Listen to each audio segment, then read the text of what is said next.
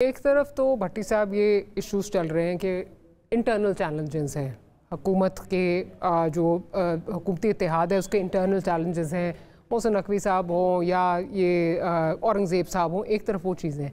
دوسری طرف ایک ایسی اپوزیشن ہے جن کو obviously لگتا ہے کہ ان کے ساتھ بہت غلط ہوا ہے، ان کو دیوار سے لگایا گیا ہے، اور اب وہ یہ کہہ رہے ہیں کہ ہم اس پر جو ہے وہ احتجاج کریں گے۔ اگر اجازت دیجئے تو اسد کیسر صاحب کا ضرور سنوا دیجئے کہ وہ کیا بات کر رہے ہیں اور پھر آگے چلتے ہیں۔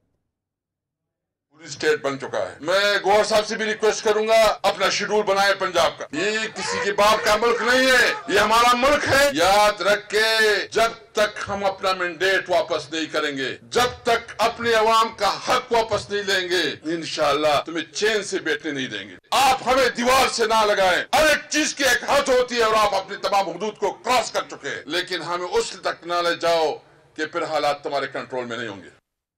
جی، حالات تمہارے کنٹرول میں ہوں گے۔ آپ نے بار بار ایک چیز کا ذکر کیا، آپ نے کہا پولیٹیکل سٹیبلٹی اور اکنامک سٹیبلٹی ایک ان کا انٹرٹوائنڈ ہے۔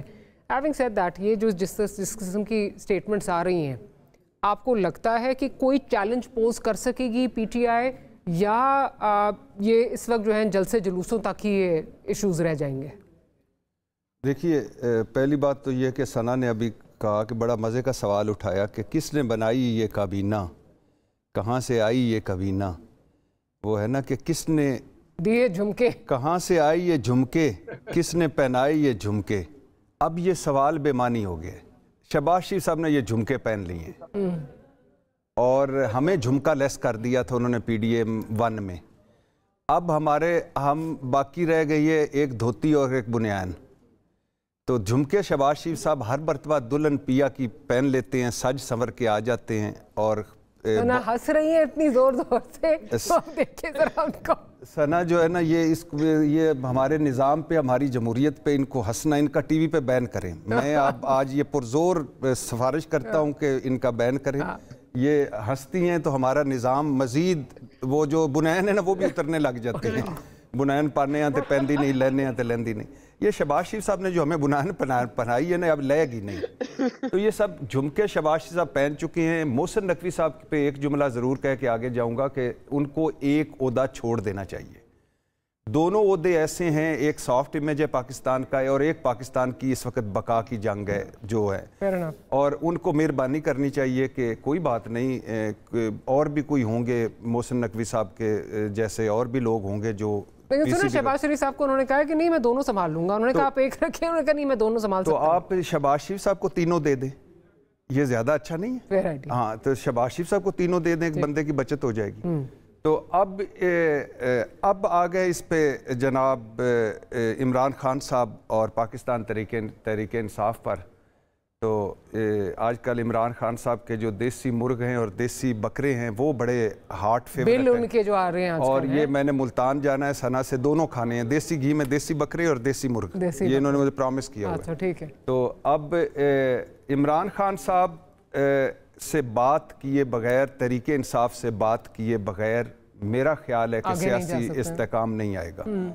مینڈیٹ چوری ہوا کہ کیا نہیں ہوا، فارم 45 فارم 47 کا جھگڑا کیا جعلی ہے؟ نہیں ہے، لیکن یہ چھوڑ دیں متعلقہ فورمز پر، اور متعلقہ فورمز کو خدا کے لیے اب بھی کوئی ہوش کے ناخن لے لیں، اب بھی کچھ کر دیں۔ آپ نے اندر ڈال دیا عمران خان صاحب کو، فائن، بلہ لے لیا، فائن، پارٹی سی ٹیم ان کے پاس رہ گئی، فائن، پھر بھی وہ ریباؤنڈ میٹنگ نہ دی، فائن۔ اس کے بعد انہوں نے 76 سالہ آپ کی ہسٹری بدل دی، الیکشن سائنس بدل دی، ان کے کھمبے جیت گئے۔ اس کے بعد آپ نے ان کی مخصوص نشستیں لے لیں، بندر بانٹ کر دی، فائن۔ اب ایک اور کلاز نکالا جا رہا ہے کہ سنی اتحاد کونسل میں سے کامہ کو ادھر لگا دینا تو یہ پھر سارے آزاد ہو جائیں گے، پھر ان آزاد کی ایک منڈی لگے گی، فائن 40 کی جو فارورڈ بلاک کی بات ہو رہی ہے۔ اور اس کے بعد جو ری کاؤنٹنگ ہوتی، شکر ہے میری نہیں ہوئی، میری ری کاؤنٹنگ ہوتی میں بھی فارغ ہو جانا تھا۔ تو ری کاؤنٹنگ جو ہوتی ہے اس میں، اور میں اکثر سوچتا ہوں کسی ایسے حلقے میں ری کاؤنٹنگ ہوگی جہاں لیگی امیدوار ہی نہ ہوا تو وہاں کون جیتے گا؟ تو یہ اچھا وہ ہو رہی ہے۔ اب آ جائیں اس پہ کہ یہ خدا کے لیے ملک بڑا ہے، پاکستان بڑا ہے، میثاق پاکستان کی ضرورت ہے، بلیو می۔ یہ سمجھ نہیں رہے کہ یہ جو ابھی 1.1 ارب ڈالر ملا، اس کے بعد کیا ہوگا، اور اس کے بعد قرضے ہیں, اس کے بعد IMF آئے گا, اور کیا ہوگا, ہماری کمریں ٹوٹیں گی. اور کدھر سے لائیں گے پیسے, کدھر سے اکٹھے کریں گے؟ کوئی ہوتا ہے نا روڈ میپ, کوئی پالیسی ہوتی ہے, کوئی ویژن ہوتی ہے, ادھر سے پکڑے ادھر سے پکڑے ادھر, اس کی ٹوپی اس کے ساتھ, اس کی ٹوپی اس کے ساتھ. تو اب تو ٹوپیاں بھی پھٹ گئی ہیں. تو مہربانی کریں خدا کے لیے, اب بات چیت کریں, آپ ان کو سمجھائیں کہ آپ بھی اپنے کھیلن کو چاند نہ مانگیں, اور ہم بھی آپ کو یہ نہیں ہے کہ بالکل ہی وہ پانی والی بندوق نہیں دیتے. تو مہربانی کریں درمیان میں کہیں آئے, اور یہ پولیٹیکل جماعتوں کو کرنا چاہیے تھا. یہ نواز شریف صاحب نے جس دن مینار پاکستان پہ کبوتر اڑائے تھے, اس دن کوئی فاختہ اڑا دیتے تو ویسے وہ تو کبوتر بھی پوچھتا میاں صاحب تسی مینوں ہی اڑان آئے سی.